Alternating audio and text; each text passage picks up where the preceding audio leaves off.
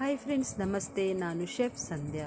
So ತುಂಬ ಜನ D M ಮಾಡಿ ಕೇಳ್ತಾಯಿದ್ರು ವೈಟ್ ಚಾಕ್ಲೇಟ್ ಟ್ರುಫಲ್ ಕೇಕ್ ಎಗ್ಲೆಸ್ ಹೇಗೆ ಮಾಡೋದು ಅಂತ. ಸೊ ಈ ವಿಡಿಯೋ ಅವ್ರಿಗೋಸ್ಕರ ನಾನು ಶೇರ್ ಮಾಡ್ತಾ ಇದ್ದೀನಿ. ಸೊ ಮೊದಲಿಗೆ ಯಾರು ನನ್ನ ಈ ಒಂದು ವಿಡಿಯೋನ ನೋಡ್ತಾ ಇದ್ದೀರೋ ಅವರು ಈ ಪೇಜ್ ಶೆಫ್ ಸಂಧ್ಯಾ ಅನ್ನೋ ಇನ್ಸ್ಟಾಗ್ರಾಮ್ನ ಫಾಲೋ ಮಾಡಿ, ಕಮೆಂಟ್ ಮಾಡಿ, ಲೈಕ್ ಮಾಡಿ, ಶೇರ್ ಮಾಡಿ ಮತ್ತು ಸಪೋರ್ಟ್ ಮಾಡಿ. ನಾನು ಮೊದಲಿಗೆ ಫ್ರೆಶ್ ಕ್ರೀಮ್ನ ಚೆನ್ನಾಗಿ ಬಾಯ್ಲ್ ಮಾಡಿಕೊಂಡು ಅದರಲ್ಲಿ ನಾನು ವೈಟ್ ಚಾಕ್ಲೇಟ್ನ ಚಿಕ್ಕ ಚಿಕ್ಕದಾಗಿ ಕಟ್ ಮಾಡಿ ಇಟ್ಕೊಂಡಿದ್ದೆ. ಅದನ್ನು ಇದ್ರೊಳಗಡೆ ಹಾಕಿ ನಾನು ಮಿಕ್ಸ್ ಮಾಡಿ ಮೆಲ್ಟ್ ಮಾಡ್ಕೊಳ್ತಾ ಇದ್ದೀನಿ.